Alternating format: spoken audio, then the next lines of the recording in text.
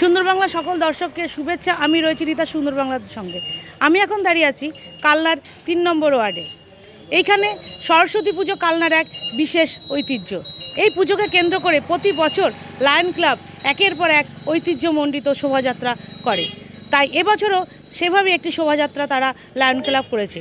Lion ক্লাবের এবছর 25 বছর। তাই এই লায়ন ক্লাব শোভাযাত্রার মাধ্যমে বিভিন্নভাবে সামাজিক বার্তা দিতে চলেছে কালনা শহরের মানুষকে এবং কালনা শহরের বাইরের যারা দর্শক আসবেন এই শোভাযাত্রা দেখতে তাদেরকে। তারা বোঝাতে চেয়েছেন পুলিশের কর্তব্য এবং ডেঙ্গু থেকে কিভাবে রক্ষা পাওয়া যায়। বিভিন্ন রকমের সামাজিক বার্তা এই লায়ন ক্লাব দিতে চলেছে আজ সন্ধ্যেতে কালনার রাজপথে। আজকে যে লায়ন ক্লাবের যেই ট্যাবলোটি আছে কালনার রাজপথে সন্ধ্যেবেলায় যাবে, এই ট্যাবলোর বিশেষ আকর্ষণ হচ্ছে অযোধ্যার রাম মন্দির। এই রাম মন্দিরের মধ্যে রয়েছে রাম, সীতা এবং লক্ষ্মণ। রাম মন্দির তৈরি হয়েছে থার্মোকল দিয়ে তৈরি করেছেন। এবং আরেকটি বিশেষ আকর্ষণ থাকবে, যেটা হচ্ছে দীঘাতে যেই পুরীর জগন্নাথ দেবের মন্দির হচ্ছে সেই মন্দির, এবং কালনার 108 শিব মন্দির ও রাজবাড়ি।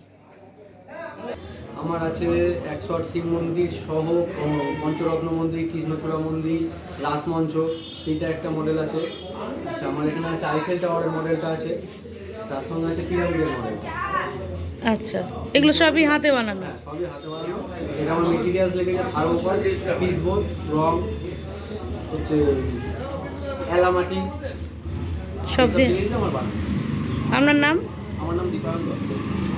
আমাদের 25তম বর্ষ।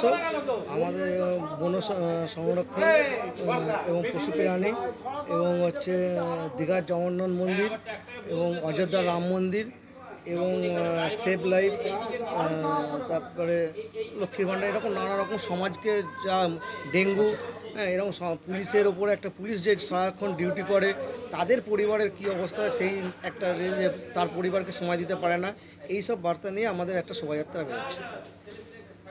আপনার নাম? সুভাষ বৈরাগ।